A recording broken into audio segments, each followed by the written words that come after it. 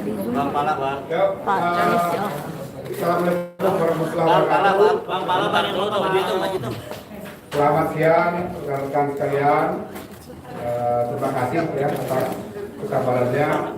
Saya tahu dari pagi menunggu, tapi tadi sebagaimana kami sudah rencanakan kegiatan kami, jam 10 tadi kami menyerahkan dan menyampaikan ya, laporan lengkap dari Komnas HAM, ditambahkan ada laporan yang khusus dari Komnas Perempuan kepada tim sus dan Bapak Kabar Eskrim sebagai pimpinan penyidik yang disaksikan juga oleh Bapak Kabar Intelkam dan beberapa pejabat utama Mabes Polri lainnya. Pertama sekali kami mengucapkan terima kasih ya, kepada Kepolisian Republik Indonesia. Sebagaimana kita ketahui, sejak awal Komnas HAM melakukan tugas pendidikan dan pemantauannya sebagaimana Undang-Undang 39/1999, kami memiliki kesepakatan. Yang pertama adalah kesepakatan untuk keterbukaan dan akuntabilitas. Yang kedua, kesepakatan untuk Komnas HAM ini diberikan aksesibilitas. Jadi peluang diberikan kepada kami untuk meminta mendapatkan informasi apa saja yang kami butuhkan terkait dengan pengungkapan kasus Brigadir Joshua ini. Dan tentu saja kami juga pada waktu itu menyampaikan posisi Komnas HAM sebagai lembaga negara di bidang hak asasi manusia, yaitu posisi imparsial. Itu sebabnya kami waktu itu memang tidak masuk dalam tim sus, lebih karena pertimbangan-pertimbangan imparsialitas atau dalam bahasa sehari-hari independensi. Nah, dalam beberapa minggu terakhir pekerjaan kami sebagai Komnas HAM sudah kami selesaikan. Nanti secara khusus lebih mendalam Pak Anam setelah konferensi pers ini akan melanjutkan dengan konferensi pers yang lebih khusus menjelaskan temuan-temuan Komnas HAM sekaligus rekomendasinya. Tapi izinkan dalam kesempatan ini kami menyampaikan poin-poin tadi ya. Jadi, terima kasih kami karena sebagai mitra kerja Komnas HAM, Kepolisian Republik Indonesia telah menunjukkan satu kinerja yang sangat baik, tidak saja kepada Komnas HAM ya, dengan tadi prinsip-prinsip akuntabilitas, transparansi dan aksesibilitas itu, tapi juga kepada publik. Sehingga di awal-awal kita tahu bagaimana kasus ini membuat kebingungan di masyarakat karena adanya disinformasi, adanya alat-alat bukti dan lain-lain yang dihilangkan, yang kemudian kami sebut itu sebagai obstruction of justice. Tetapi secara bertahap kerjasama dari Komnas HAM dengan Kepolisian Indonesia itu akhirnya rekan-rekan tim sus kita dan penyidik kita berhasil mengungkap itu semua, dan Komnas tentu saja sebagai lembaga mandiri tadi memberikan laporan pembanding supaya akurasi validitas dari konstruksi peristiwa pembunuhan saudara Brigadir Joshua ini bisa betul-betul diungkap sebagaimana prinsip-prinsip keadilan yang memang diatur dalam perundang-undangan kita maupun di dalam prinsip-prinsip hak asasi manusia. Saya kira demikian, nanti lebih detail akan disampaikan oleh Pak Anam. Dalam kesempatan ini saya sebagai Ketua Komnas HAM dengan Pak Irwasum sebagai Ketua Tim Sus ingin menyampaikan kepada publik semua bahwa tugas Komnas HAM dalam pemantauan dan penyelidikan kami akhiri, tetapi tentu saja masih ada tugas lain di Komnas HAM, yaitu melakukan pengawasan dalam proses selanjutnya sampai nanti di persidangan. Teman-teman media juga sangat diharapkan kontribusinya juga untuk melakukan pengawasan. Ini penting sekali buat keadilan ditegakkan di negeri kita yang kita cintai. Saya kira demikian. Selanjutnya saya akan saya persilakan Pak Komjen Agung mewakili Kepolisian Republik Indonesia untuk menyampaikan kata sambutannya. Assalamualaikum warahmatullahi wabarakatuh. Selamat siang dan salam sejahtera bagi sekalian. Yang saya hormati Ketua Komnas HAM dengan yang saya hormati para komisioner Komnas HAM, ada juga Komnas Perempuan. Terima kasih Ibu. Kami segenap anggota Khusus hadir lengkap. Tadi sudah disampaikan oleh Ketua Komnas HAM bahwa Pak Kapolri pada saat pembentukan tim sus ini beliau selalu menekankan untuk mengungkap kasus ini harus transparansi, buka apa adanya, kemudian juga pendekatan scientific crime investigation. Oleh karena itu, kami pada saat itu langsung ketemu dengan Ketua Komnas HAM, menyampaikan dan beliau menyambut baik, sehingga kami memberikan akses seluas-luasnya, mulai dari menghadirkan pertama puslapor kita, kemudian juga kedokteran forensik, balistik, semuanya kita buka, kita sampaikan. Termasuk juga kami mendampingi ke TKP juga. Yang terakhir kemarin pada saat rekonstruksi juga beliau hadir untuk meyakinkan bahwa apa yang dilakukan oleh penyidik tim sus adalah secara transparan, objektif dan akuntabel. Hari ini tadi sudah disampaikan oleh Ketua Komnas HAM rekomendasi kepada kami Polri, terutama Bareskrim dan seluruh penyidik, dan tentu Polri akan menindaklanjuti apa-apa yang direkomendasikan Komnas HAM untuk kita lakukan penyidikan sampai dengan di persidangan. Mungkin demikian yang dapat saya sampaikan. Saya kira itu. Terima kasih. Selamat hukum dan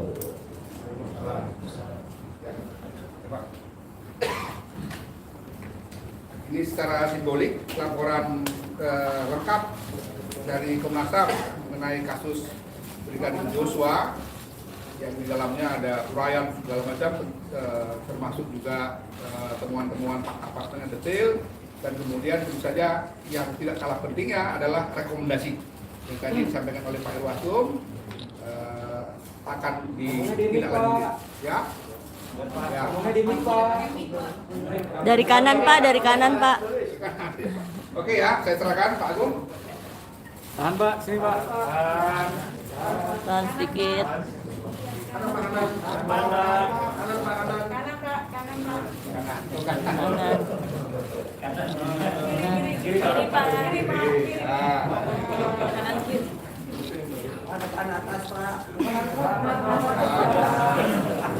Tahan Pak, tahan Pak. Tengah bawah boleh Pak.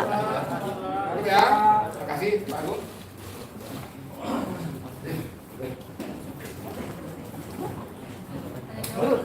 Ya, baik ya.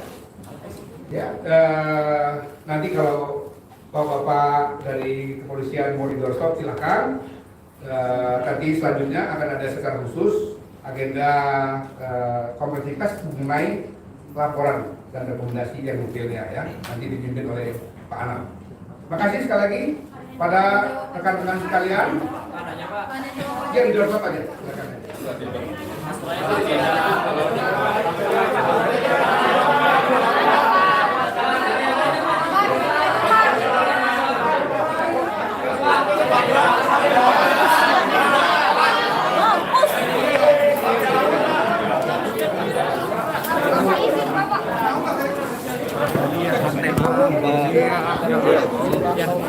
Santai. Apa yang mau Poin apa saja tadi yang dinilai akan di-highlight nih Pak, poin-poin rekomendasi seperti apa? Bisa aja boleh nggak Pak? Pak biar Biar lebih damai Pak, diskus saja Pak.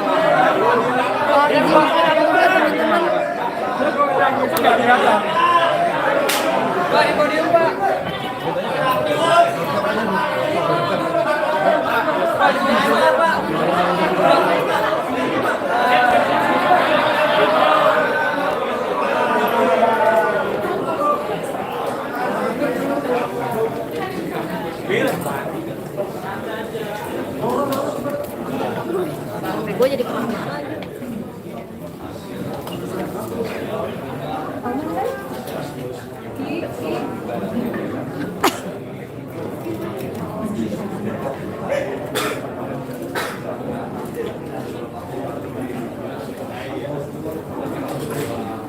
Baik, siapa yang bertanya? Saya izin lihat dari harian Kompas Pak. Mau bertanya, apakah ada perbedaan Pak dari temuan rekomendasi Komnas HAM dengan hasil penyidikan yang sudah dilakukan oleh tim Suspol. Baik, langsung saya jawab saja semuanya ya. Rekan-rekan sekalian, ada 3 substansi yang rekomendasi dari Komnas HAM. Yang pertama terhadap kasus itu sendiri, kasus pembunuhan. Kalau di kepolisian dikenal dengan pasal 340. Kalau di Komnas HAM, extrajudicial killing, sebenarnya sama. Tapi kalau di kepolisian sudah dengan pasal 340. Yang kedua, rekomendasi dari Komnas HAM menyimpulkan tidak ada tindak pidana kekerasan ataupun penganiayaan. Itu yang kedua. Yang ketiga, dari rangkaian pembunuhan tersebut adanya kejahatan atau tindak pidana obstruction of justice yang kebetulan oleh penyidik tim sus juga sedang dilakukan langkah-langkah penanganan terhadap tindak pidana obstruction of justice. Pak, yang soal obstruction of justice saat ini kan ada beberapa yang sedang ditahan di Makobrimob Depok. Nah, itu bagaimana Pak pengusutannya sampai saat ini dan kapan akan diumumkan ke publik, Pak? Baik, pada saat rilis Jumat yang lalu sudah disampaikan ada 6, yaitu saudara FS, BJP AK, KBP ANP, AKBP AR, Kompol BB, dan Kompol CP. Penyidik sekarang sedang melakukan pemberkasan terhadap ke-6 tersebut. Sekaligus saya tambahkan ya, terhadap ke-6 tersangka obstruction of justice ini, di Propam juga akan segera menyidangkan kode etik terhadap ke-6 orang tersebut. Bahkan kalau bisa hari ini mulai. Hari ini sudah mulai. Hari ini mulai kepada Kompol CP akan sedang dilaksanakan sidang kode etik. Kemudian besok, kemudian minggu sampai dengan 3 hari ke depan. Jadi semuanya akan dilakukan sidang kode etik. Sedang dilakukan pemberkasannya, termasuk yang lain juga sedang dilakukan pelengkapan pemberkasan terhadap sidang kode etik dari masing-masing yang sudah terduga pelanggar kode etik. Mungkin itu. Terkait dengan pengajuan banding tersangka FS, gimana? Masih berproses. Jadi nanti kalau sudah ada tentu kita akan laksanakan sidang banding. Tapi ada tahapan waktunya 21 hari. Jadi berdasarkan Perpol nomor 7 tahun 2022 kita menunggu. Saya kira itu untuk sidang banding. Pak, Ibu BC apakah ditahan atau seperti apa Pak jadinya Pak? Tadi malam Ibu BC telah melakukan pemeriksaan. Kemudian ada permintaan dari kuasa hukum atau lawyer Ibu BC untuk tidak dilakukan penahanan. Penyidik masih mempertimbangkan pertama alasan kesehatan, yang kedua kemanusiaan, yang ketiga masih memiliki balita. Jadi itu. Di samping itu, penyidik juga telah melakukan pencekalan terhadap Ibu BC. Dan pengacara menyanggupi untuk Ibu BC akan selalu kooperatif dari kebetulan. Dan Wajib laporan Untuk gimana alasan Pak? kemanusiaan itu mungkin bisa dipaparkan Pak, seperti apa alasan kemanusiaan itu Pak? Kenapa? Tadi kan sampaikan ada alasan kemanusiaan. Nah, mungkin bisa dijelaskan Pak yang dimaksud dengan alasan kemanusiaan itu? Ya kondisi bapaknya dan juga sudah apa?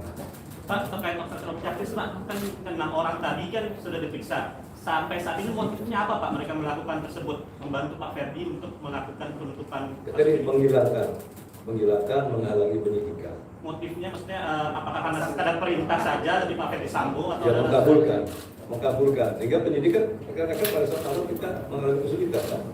Setelah ditemukan CCTV-nya, kita mempermudah membuat terang dan penyidik akan memudahkan proses.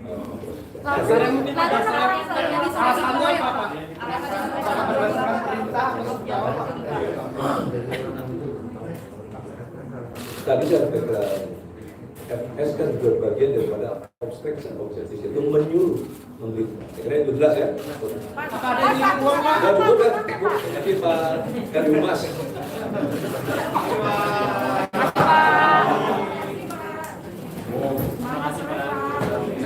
Sehat-sehat Pak.